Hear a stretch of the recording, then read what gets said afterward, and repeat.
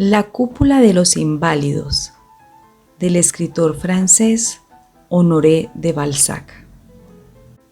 La cúpula de los inválidos. Un hermoso día del mes de junio, entre las 4 y las 5, salí de la celda de la calle Dubac, donde mi honorable y estudioso amigo, el barón de Bergerac, me había ofrecido el almuerzo más delicado del que se puede hacer mención en los castos y sobrios anales de mi estómago. Pues el estómago tiene su literatura, su memoria, su educación, su elocuencia. El estómago es un hombre dentro del hombre, y jamás experimenté, de modo tan curioso, la influencia ejercida por este órgano sobre mi economía mental. Después de habernos obsequiado amablemente con vinos del Rin y de Hungría, había terminado la comida de amigos haciendo que nos sirvieran vino de champaña. Hasta aquel momento, su hospitalidad podría considerarse normal, de no ser por su charla de artista, sus relatos fantásticos y sobre todo de no ser por nosotros, sus amigos, todos personas de entusiasmo, corazón y pasión. Hacia el final del almuerzo, nos encontramos todos presas de una dulce melancolía y sumergidos en una absorción bastante lógica en personas que han comido bien. Percatándose de ello, el barón, el excelente crítico, el erudito alemán, que pese a su baronía, lleva la admirable y poética vida de los monjes del siglo XVI en su celda abacial. Nuestro monje, remató su obra de gastrolatría con una auténtica salida de monje.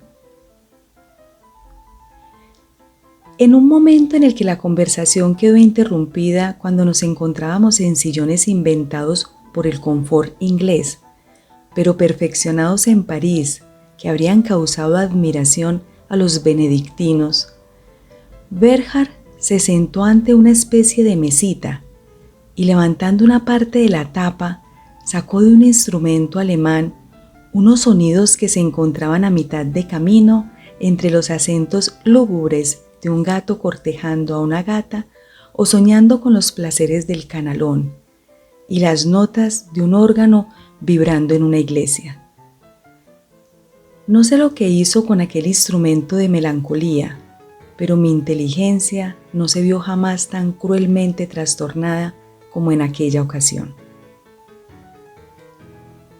El aire, dirigido hacia los metales, producía unas vibraciones armónicas tan fuertes, tan graves, tan agudas, que cada nota atacaba instantáneamente una fibra, y aquella música de Verdín, aquellas melodías impregnadas de arsénico, introdujeron violentamente en mi alma todas las ensoñaciones de Jean Paul, todas las baladas alemanas, toda la poesía fantástica y doliente que me hizo huir en medio de gran agitación, a mí que soy alegre y jovial.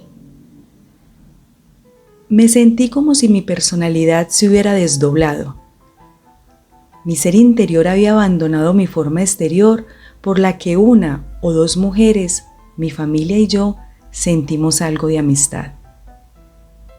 El aire ya no era el aire, mis piernas ya no eran piernas, eran algo flojo y sin consistencia que se doblaba. Los adoquines se hundían, los transeúntes bailaban y París me parecía singularmente alegre. Tomé la calle de Babylone y caminé melancólicamente hacia los bulevares, adoptando como punto de referencia la cúpula de los inválidos. Al dar la vuelta a no sé qué calle, vi que la cúpula venía hacia mí. En un primer momento me quedé algo sorprendido y me detuve. Sí, era sin duda la cúpula de los inválidos que se paseaba boca abajo, apoyando en el suelo su punta y tomaba el sol como cualquier buen burgués del barrio del Marais. Interpreté esta visión como un efecto óptico y gocé del mismo placenteramente, sin querer explicarme el fenómeno, pero tuve sensación de pavor cuando, viendo que se acercaba a mí, quería pisarme los talones. Eché a correr, pero oía detrás de mí el paso pesado de aquella dichosa cúpula, que parecía burlarse de mí. Sus ojos reían, efectivamente. El sol al pasar por las ventanas abiertas de tramo en tramo le daba un vago parecido con ojos, y la cúpula me lanzaba auténticas miradas. Soy bastante tonto, pensé. Voy a ponerme detrás de ella. La dejé pasar y entonces volvió a colocarse con la punta hacia arriba. En esa posición me hizo un gesto con la cabeza y su maldito ropaje azul y oro se arrugó como la falda de una mujer. Entonces di unos pasos hacia atrás para plantarla allí mismo, pues empecé a sentirme inquieto. No había duda de que, al día siguiente, los periódicos no dejarían de contar que yo, autor de algunos artículos insertados en la revisión, me había llevado la cúpula de los inválidos. Aquello me resultaba indiferente, porque tenía intención de defenderme y de contar abiertamente que la cúpula se había encaprichado conmigo y me había seguido por su cuenta. Mi carácter bien conocido, mis hábitos y costumbres debían hacer comprender que, lejos de degradar los monumentos públicos, yo abogaba por dialogar con ellos. La mayor dificultad, y la que más me inquietaba, era saber qué iba a hacer yo con aquella cúpula. No hay duda de que se podía ganar una fortuna. Además de que la amistad de la cúpula de los inválidos con un hombre no era sino algo muy halagador, podía llevarla a algún país extranjero, exponerla en Londres junto a St. Paul. Pero si tenía intención de seguirme, ¿cómo iba a volver yo a mi casa? ¿Dónde la iba a poner? Naturalmente iba a producir considerables desperfectos por las calles por donde pasara. Es verdad que podría llevarla por los muelles y mantenerla siempre junto al río. Si me molestaba en avisar, la gente la dejaría pasar, pero si se empeñaba en entrar en mi casa, derribaría el inmueble en el que vivo de alquiler. Menuda indemnización me pediría el propietario. La casa no está asegurada contra cúpulas. Y si la llevaba a Londres o a Berlín, qué desperfectos no haría por el camino. ¡Santo Dios! ¡Qué raros están los inválidos sin la cúpula!, exclamé. Al oír estas palabras, las personas que se encontraban cerca levantaron los ojos hacia la iglesia y rompieron a reír. Decían: ¿pero qué ha sido de ella? Estoy seguro de que todo París está preocupado. Entonces escuché un griterío, un clamor que hacía pensar en que se aproximaba el final del mundo. Ya está, están reclamando su cúpula, me dije. Tenía razón, la cúpula de los inválidos es uno de los monumentos más bellos de París, y desde que, por una fantasía bastante rara entre cúpulas, era de mi propiedad, la admiraba con embeleso. Bajo los rayos del sol resplandecía como si estuviera cubierta de piedras preciosas. Su azul se destacaba claramente en el del cielo y su linterna tan graciosa, tan maravillosamente elegante y ligera, parecía ofrecerme detalles en los que no había reparado hasta entonces. Es verdad que tenía algunas zonas estropeadas y que habían perdido el dorado, pero yo no era suficientemente rico como para devolverles su esplendor imperial. Cerca de Nemours he conocido a un agricultor que tiene la singular habilidad de fascinar a las abejas y de hacer que le sigan sin picarle. Es su rey, les silba y acuden, les dice que se marchen y huyen. Tal vez haya llegado yo a un completo desarrollo moral, a un poder sobrenatural y haya adquirido el poder de atraer a las cúpulas. Entonces, por el interés de Francia, pensé en colocar esta en su lugar habitual y viajar por Europa para traerme a París numerosas cúpulas célebres, las de Oriente, las de Italia y las más bellas torres de catedrales. ¡Qué prestigio! ¿Qué serían a mi lado los Paganini, los Rossini, los Cuvier, los Canova o los Goethe?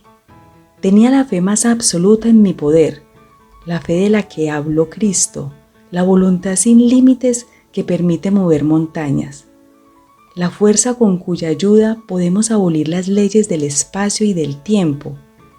Cuando vi avanzar hacia mí, a la máxima velocidad que pueden alcanzar los caballos de los servicios públicos, un cabriolé que desembocó por la calle Saint-Dominique. «Tenga cuidado con la cúpula», grité.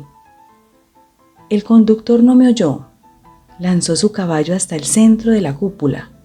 Yo solté un enorme grito, pues la pobre cúpula, que no había podido echarse a un lado, se hizo 1000 pedazos y me salpicó totalmente. Luego, cuando pasó aquel condenado cabriolé, vi a la tosuda cúpula volverse a colocar boca abajo, sobre la punta, con pequeñas sacudidas. Las piedras se armaban de nuevo, las bellas franjas doradas reaparecían y yo me secaba la cara instintivamente, pues en aquel momento mi ser exterior regresó y me encontré cerca de los inválidos, ante un enorme charco de agua en el que se reflejaba la cúpula de los inválidos. Creo que estaba borracho. Maldita fisarmónica. Qué manera de atacar los nervios. Fin. Honoré de Balzac nació en Francia en 1799, novelista, dramaturgo, trabajador infatigable. Junto con Stendhal y Flaubert es el principal representante de la novela realista francesa y una de las grandes figuras del realismo europeo. Estudió Derecho en París, pero su afición a la literatura le movió a abandonar su carrera y a escribir el drama Cromwell, 1820, que fue un rotundo fracaso. Sin embargo, el apoyo de Madame de Berny le permitió seguir publicando novelas históricas y melodramáticas bajo seudónimo, que no le reportaron beneficio alguno. Emprendió varios negocios que acabaron en fracaso y le cargaron de deudas, que sumadas a las derivadas de su afición al coleccionismo de arte y su tendencia al derroche, lo pusieron en una difícil situación. Afortunadamente, la primera novela que publicó con su apellido obtuvo un gran éxito. A partir de entonces, inició una febril actividad, escribiendo entre otras novelas La fisiología del matrimonio y La piel de Zapa, con las que empezó a consolidar su prestigio. La amistad con una duquesa le abrió las puertas de los salones literarios y de la alta sociedad. En 1834, tras la publicación de La búsqueda de lo absoluto, Honoré de Balzac concibió la idea de configurar una sociedad ficticia, haciendo aparecer los mismos personajes en distintos relatos, lo que empezó a dar a su obra un sentido unitario. Balzac pudo dar una impresión vívida y estimulante de la diversidad de la vida, de sus confusiones y su encuentro de voluntades, y de las remotas causas que resultan en efectos significativos.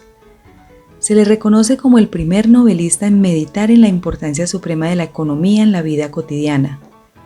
No le habría parecido suficiente pensar que el dinero es la raíz de todos los males. La avidez por el dinero era el móvil principal de las acciones humanas. En los últimos años de su vida fue presidente de la Sociedad de Hombres de Letras de Francia e intervino en numerosos asuntos públicos al tiempo que sufría el acoso de sus acreedores.